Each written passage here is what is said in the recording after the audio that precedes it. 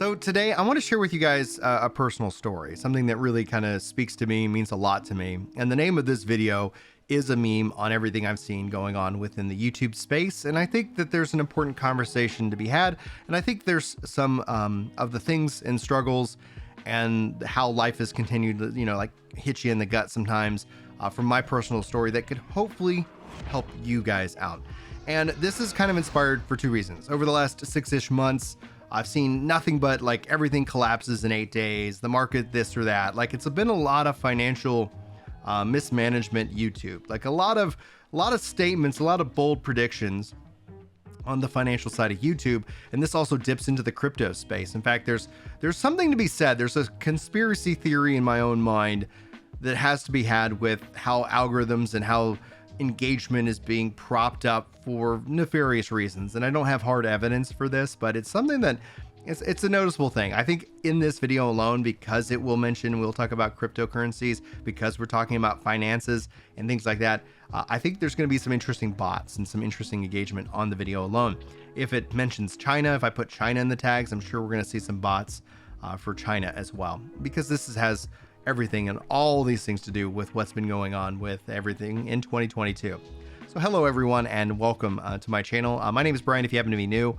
If you're a returning subscriber, welcome back, you beautiful soul nation. And today, like I said, I'm going to share a personal story. And the other side of this video is inspired by a tweet talking about how credit card debt has risen to over like $930 billion. Now, I have some weird guilt. I choose to live a different life, very different from a lot of people that I know. And a lot of people like to comment on the way I live my life. And that's the fact that I also put videos out there on the internet. So it's kind of like a catch-22. You're not going to get away from it. I invited in, and yet we're talking about all of that here right now. And so at the moment, I have 5 kids, and we have number 6 on the way. If that's news to you, sound off with a congratulations in the comments. Thank you so much. And clearly, that is something that not everybody in the world chooses to do. And this is something me and my wife wanted to do before we even got married, have a large family. The other side of the coin is we choose not to use debt. And the reason is that over the course, especially our early marriage, we racked up $100,000 in debt. Not all at once. In fact, I'm going to tell that story and how we paid it off in this video. Because when I break it down, I hear all the things. I hear all the things from people that I love and all the financial wizardry. And it's kind of how I kind of structure it. Like it's a lot of like, you got to do all these things. And I'm not a financial guy. I'm a software engineer. I like to program. I like to talk about video games. And today I want to talk about how I feel like debt has been pushed and pushed and pushed, so much so that I hear people talk about it as this great thing. Oh, my credit score is this or that. And having gone through the pain of paying off $100,000, it is painful. And I would hopefully love it if my kids never owe anybody any money. And Julie and I have made that choice to not owe people money.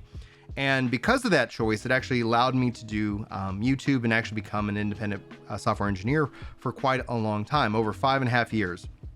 And we'll talk a little bit more about that because this community has supported me with videos and with like the membership and things like that. So to all of you guys, thank you so absolutely very much.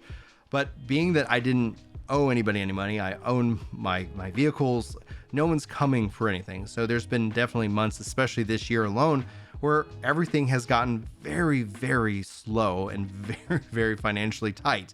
To the point where we had to draw within savings. And I actually was able to ask for help from this community, and you guys stepped up and really helped me and my family out. So thank each and every one of you. I thank you directly, and I'm going to continue to thank you for that support. And finally, I've been able to stabilize, my income this year, which is just wild, right?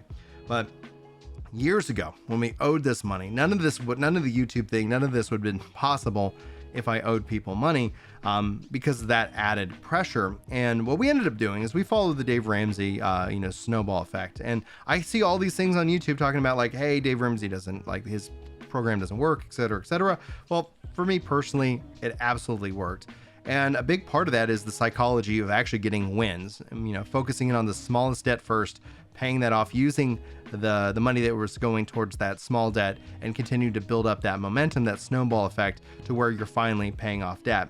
what happened with us, the real kind of kick in the gut that was difficult, is like we actually didn't start out owing $100,000. We started out owing around like 70. We sold like the car that we had a note on, and then was able to get it down to 50. And then we really kind of hammered home with one car as a one car family and focused in on $50,000 worth of debt.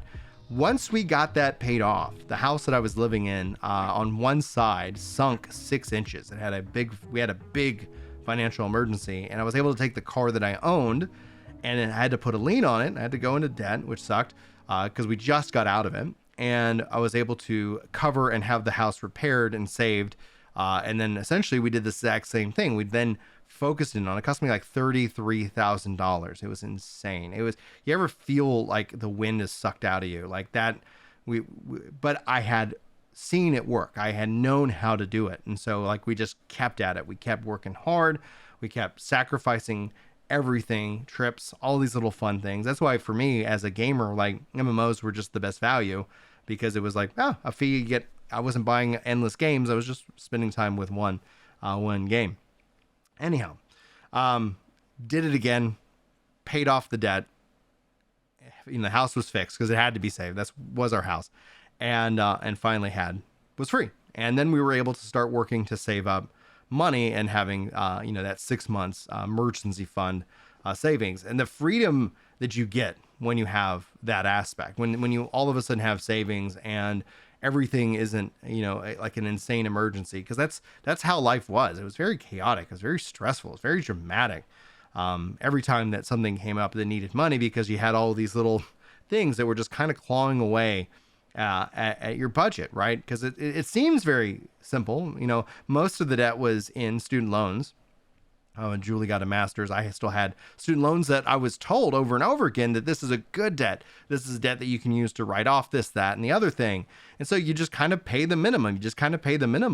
And then when we went and looked at the numbers, like the principal was barely even touched, and all this money was just going into this interest pool, making somebody else wealthy, making somebody else rich.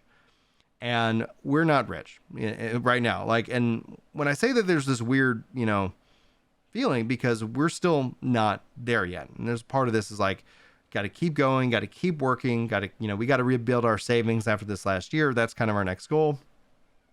But all of those things kind of in place is that, like, we haven't taken my kids to Disney World yet.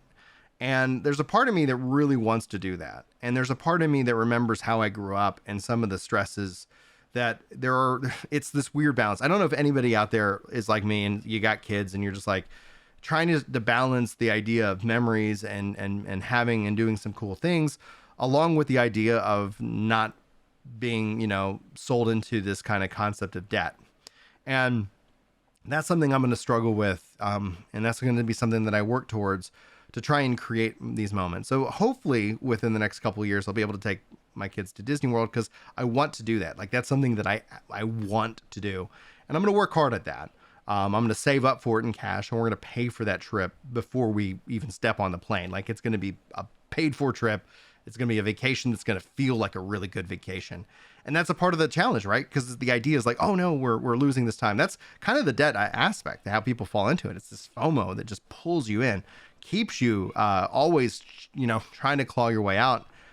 And I think it's important. That's what I want to kind of talk to you guys today about.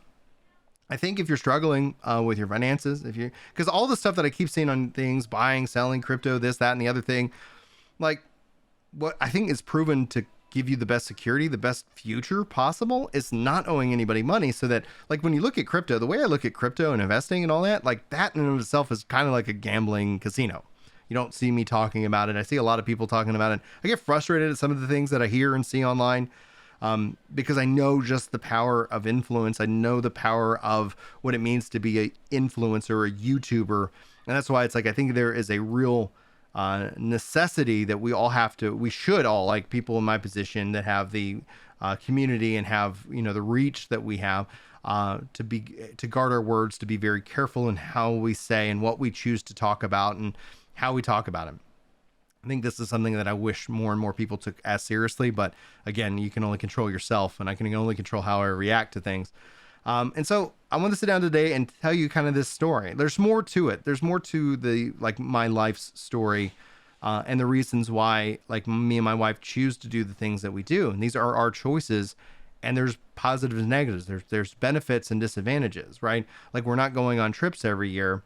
But hopefully we'll be able to get to a point in life where that might be something more in our future. And it's just that delayed gratification that we're working towards. And a big part of that is also trying to fight the, like, I don't know if you guys ever read the book, The Love Languages, but for me, I'm a gift giver. Like, that's a big part of my personality. I like really giving gifts, both the gift of time and the gift of, like, oh, actually, like, things. And so I have to kind of fight that urge, and it does cause friction, you know, sitting down at the budget, like, oh man, I really would like to do this, or like, we'd like to do that. But it's good that at least if you ever go and check out Dave Ramsey's course, the Financial Peace University, highly recommend you check it out. If you haven't ever given it a shot, you can always just listen in, get a couple ideas, but the snowball of focusing on your smallest debt, paying it off, getting out of debt is something that really is a very gratifying feeling. And then despite all of what we see on the ups and downs of YouTube,